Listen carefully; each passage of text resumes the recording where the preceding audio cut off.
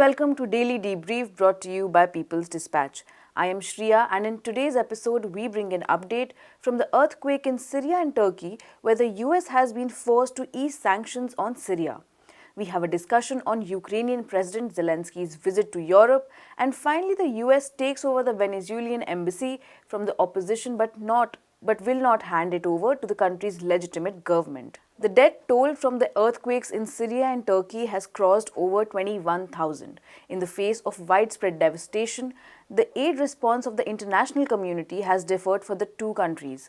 While the US and its allies have extended relief and rescue support to Turkey, the same cannot be said for Syria due to the sanctions imposed on the Bashar al-Assad government. Now, the US has decided to ease sanctions on Syria a bit. We have with us Abdul from People's Dispatch with latest details on this issue. Thank you for joining us today, Abdul. First question, what are the sanctions about? First off, just a recap. And how does the easing of these sanctions, translate on the ground? Will it be enough? Will it not be enough? That's the question. Well, to answer the second part of your question, first, of course, the sanction relief provided by the US is not enough. It is better than what it was before, of course, but it is not enough. To answer the first part is basically the sanctions have been imposed. A lot of sanctions have been imposed since the beginning of war in Syria in 2011.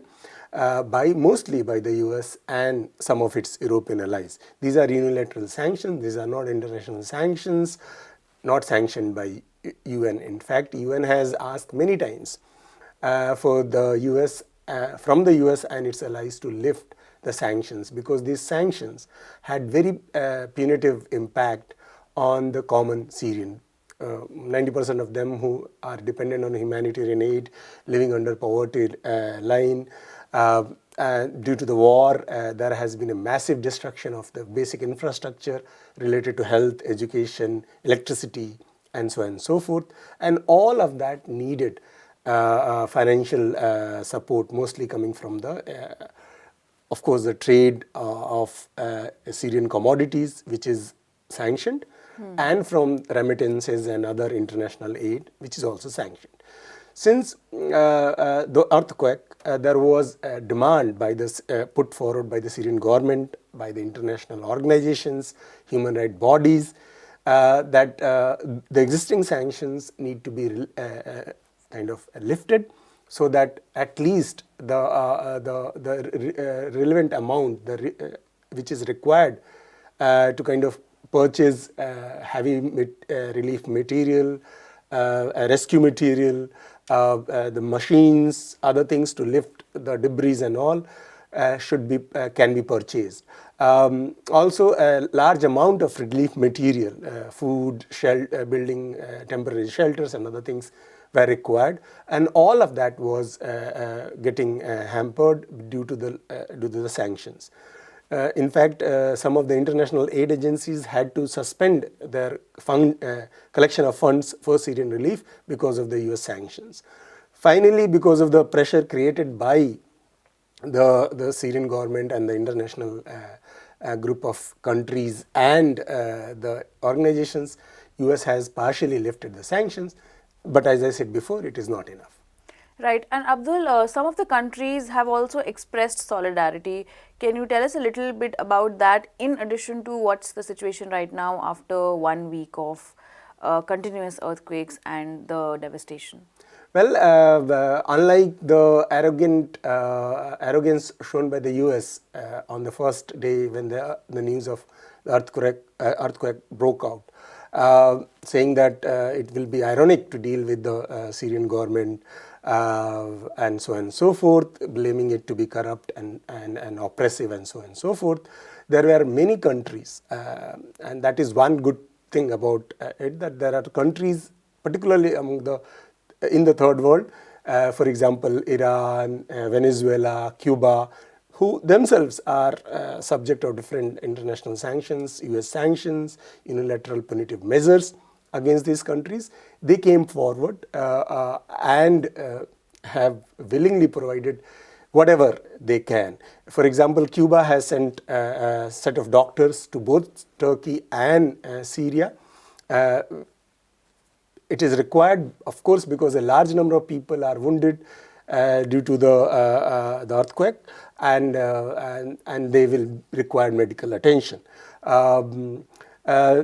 Venezuela, Iran, and China, and other countries have also provided whatever material help they can, with some money and some other relief material, including the medical help to Syria and Turkey both.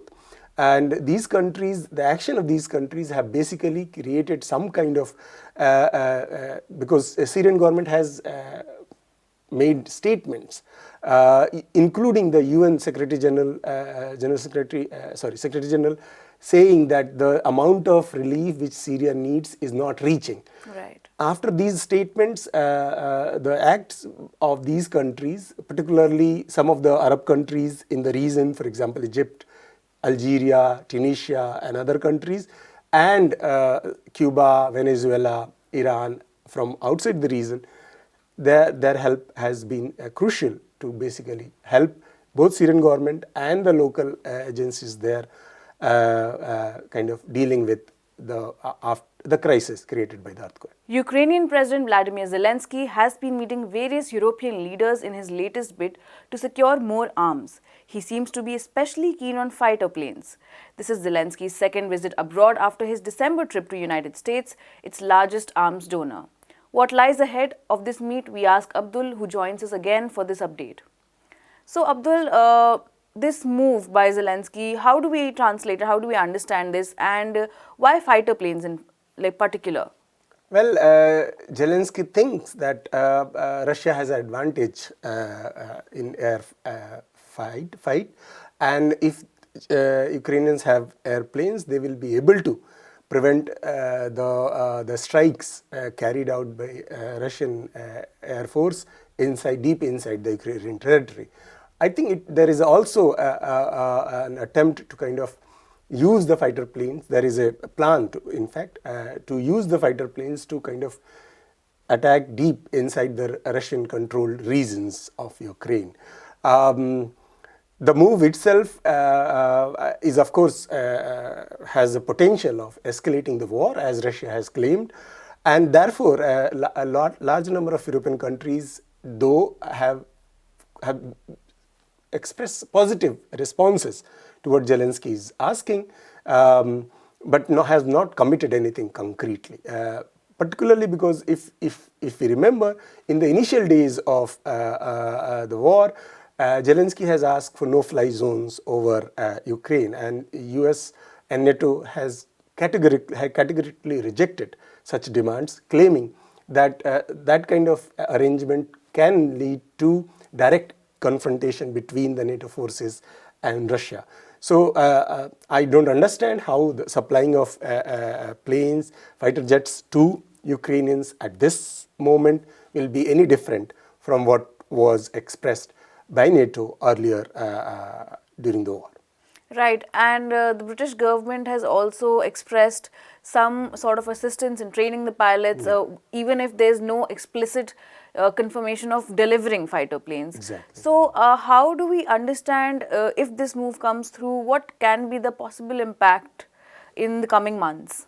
Well, as I said before, this will lead to further escalation, because Russians, of course, will not. If you remember, during the initial days of the war, Russians kind of took preemptive step and kind of destroyed whatever air force Ukrainians had, and that had given Russians some advantage in the fact that the Ukrainians were not in a position to confront Russian Air Force, and that basically they were unable to provide whatever air backing they could provide to their ground forces. Now, if they get the planes, that would mean that that advantage which Russians had will be undermined, and they will not allow it, of course. So Russians have said it already, that any supply of fighter jets would mean that whichever country is supplying will be considered at war with Russia, and there will be legitimate targets where, from the places where such supplies are made. So. Given all that statements which are there in the public domain, it is very likely that if the European countries are going ahead with supplying the fighter jets, which some of the strategists have said that it is a possibility, of course. The quality of those jets, the technological superiority and other things, of course, are not very clear. That might be, for example, if we see what happened when the tanks were demanded and Germans had resisted the demand and it delayed. Finally, they have agreed to provide some kind of tank to Ukrainians, but whether that the technological sophistication which is required by Ukrainians, those tanks are of course not coming. So it can be similar in case of the fighter jets, and most probably it may lead to further escalation of the conflict. Thank you so much for joining us today. In the latest development since the removal of Juan Guaido as Venezuela's self-proclaimed interim president in December, the United States took custody of the Venezuelan Embassy and official residences in Washington, D.C. and New York. We're joined by Prashant from People's Dispatch with more on this issue. Prashant, thank you for joining us. So, first off, why is the US taking custody of the Venezuelan embassy? So it's a very good question, because it boils down to the fact that Venezuela, although it's a sovereign country, its sovereignty has been under attack by the United States for many, many years now. So let's look at a bit of history. We know that in 2019, Juan Guaido, who was at that time the interim, who was the president of the National Assembly, which was elected in 2015, declared himself the interim president of Venezuela. Now, this was despite the fact that he had not won the election for that. This was despite the fact that there was no real mass support for him either. But he claimed that the election by which the legitimate president, Nicolas Maduro, was elected was somehow invalid. And that gave him the authority to declare himself the interim president. Now, immediately the United States and all its allies jumped into the game, recognized Guaido as the interim president, and basically what they did was they handed over all of Venezuela's diplomatic properties and commercial properties as well as diplomatic status to this interim government. So basically, an envoy appointed by Guaido was using the Venezuelan embassy for the longest time. Now, this is, if this happened in any other country, the United States, the liberal media, for instance, in the West would shout, violation of democracy, etc., etc. But that in the US, basically a self-proclaimed interim president, basically a coup leader, was allowed to, use the national embassy and consulates and all, actually shows how little the United States cares about democracy anywhere. But what has happened is that this whole process involving Guaido itself has collapsed over time. So the various opposition parties who were part of his camp grew very unhappy with him because of allegations of corruption, because of the fact that there have been various kinds of allegations against him, and basically overthrew him in December. Right. So now they've set up a new board, etc., etc., and they now are claiming authority over these diplomatic establishments. Now the US is saying that it cannot hand over these to this opposition because there is no president of this opposition who has appointed an ambassador. But the important question is that why is it, after all this time, that the legitimate Venezuelan government is not getting the embassy in control, if that's really the question?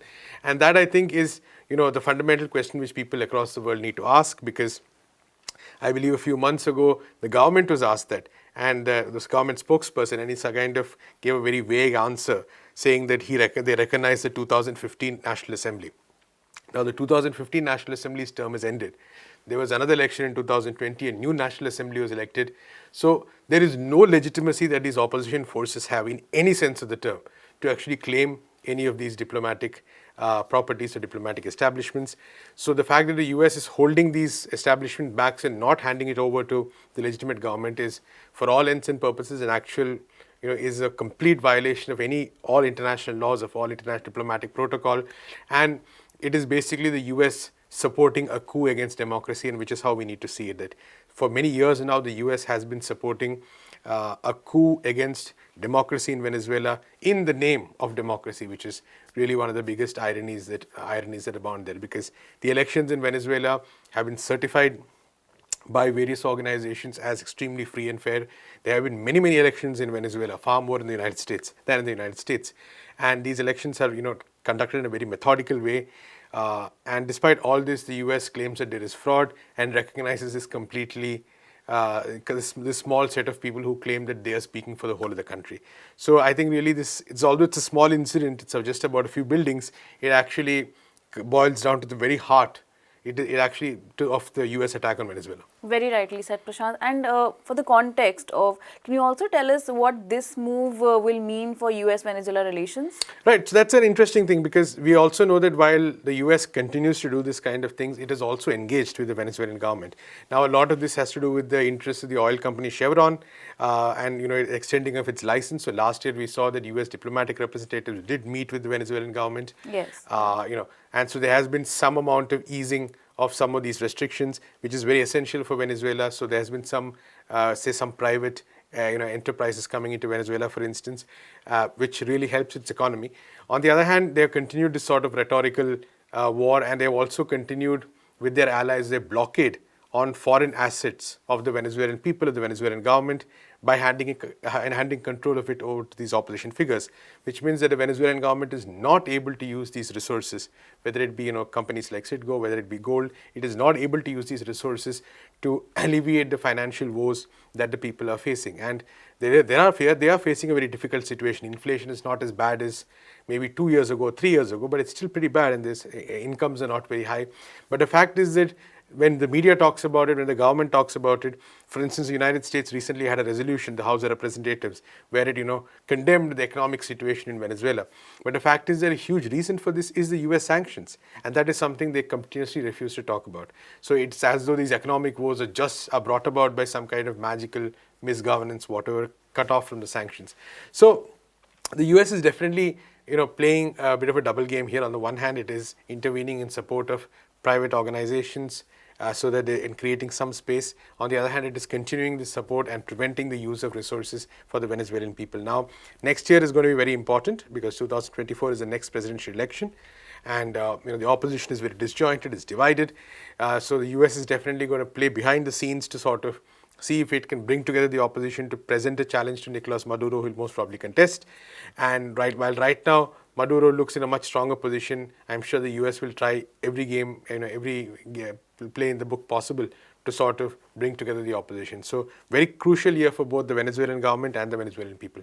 Thank you, Prashant. We'll keep following the updates in Venezuela with you. And that's all for today's episode. For more such stories, keep following peoplesdispatch.org and also follow us on Facebook, Instagram and Twitter.